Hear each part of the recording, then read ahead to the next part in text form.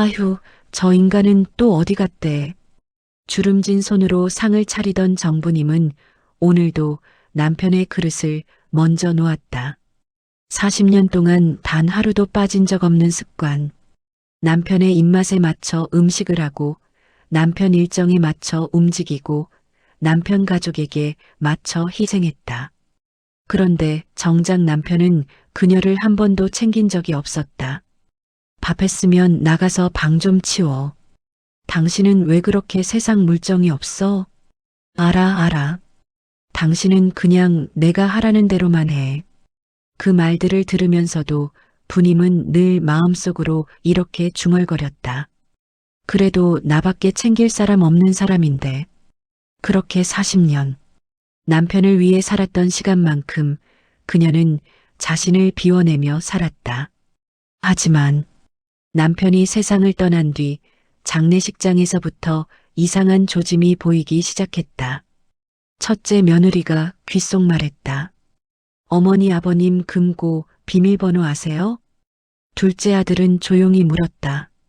아버지가 생전에 누구 만나고 다니셨다는데 사실이에요? 그리고 장례 마지막 날 조용히 찾아온 낯선 중년 여자가 부님의 손을 꼭 잡았다. 저 따님이시죠? 네, 전 딸이 없는데요. 그 여자는 떨리는 목소리로 말했다.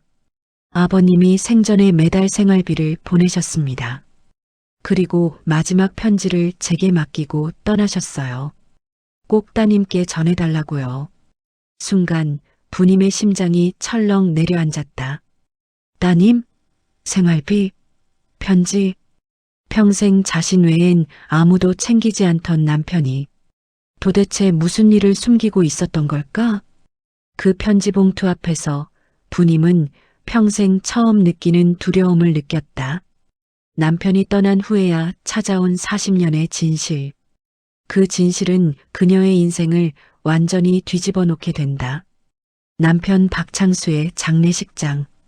검은 국화꽃 냄새와 푸른 조문객 조명이 어지럽게 섞여 있는 가운데 부님은 축 처진 어깨로 인사하고 있었다.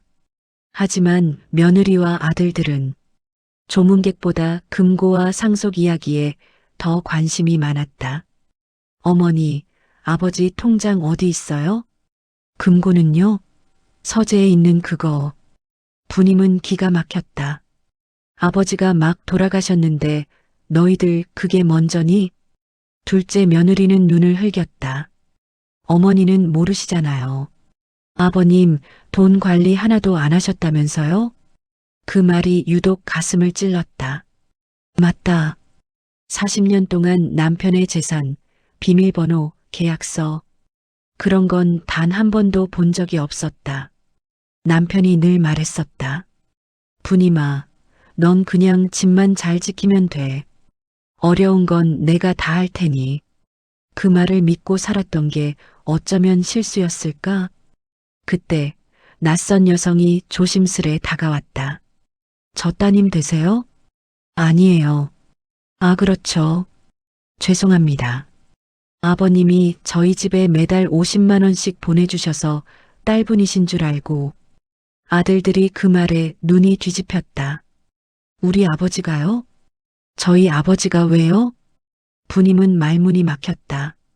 40년 동안 남편은 단 한 번도 어디에 돈 쓰는지 말한 적이 없었다.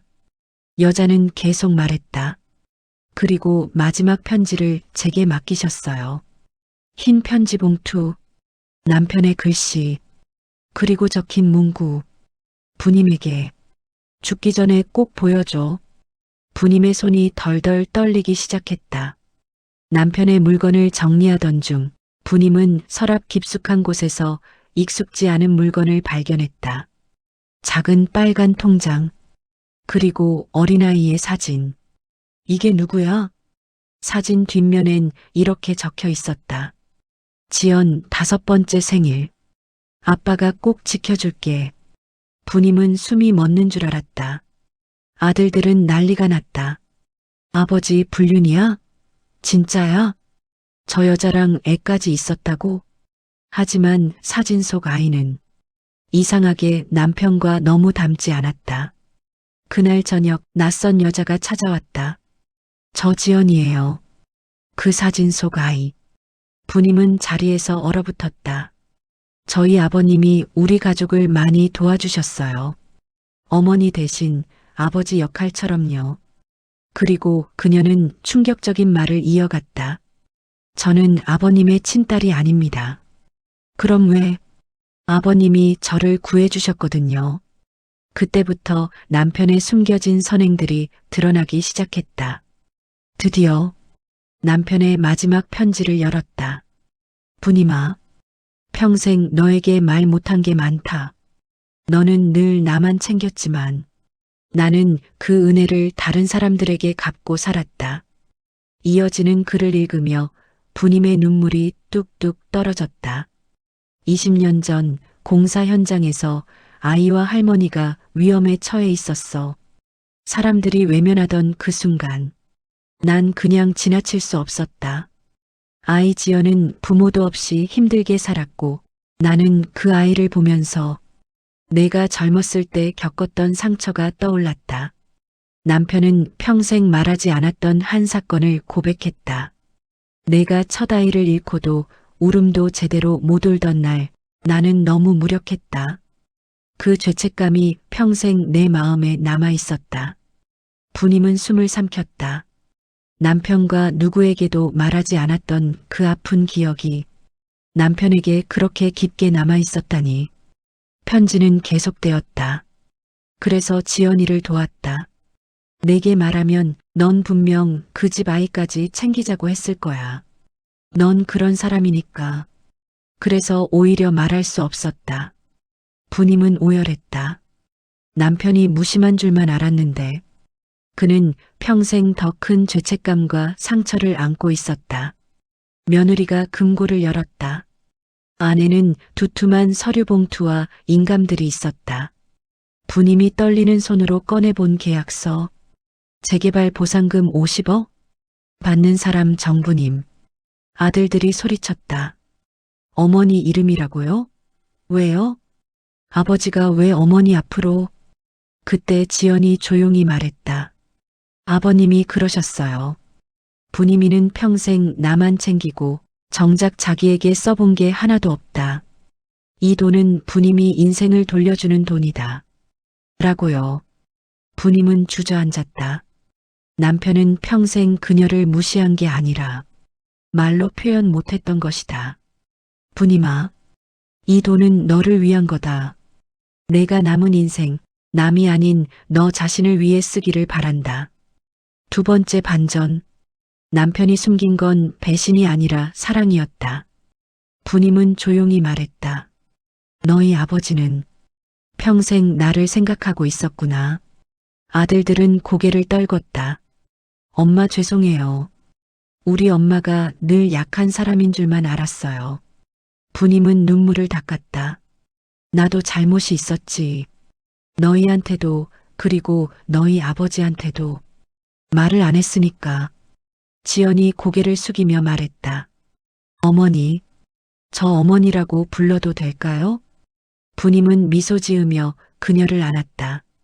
그래, 너도 이제 내 딸이지.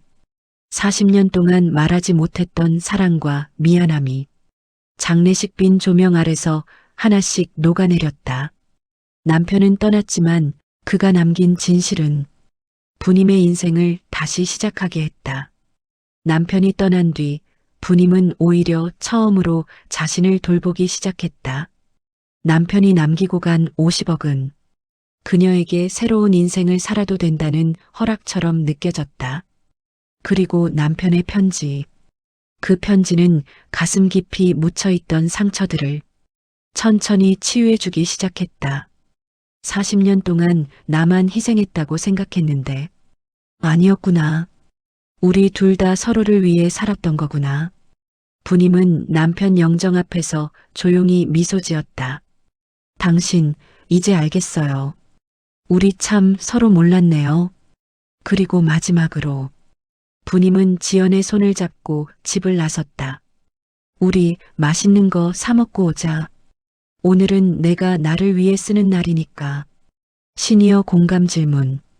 여러분은 평생 곁에 있었지만 끝까지 말하지 못했던 마음 있으신가요?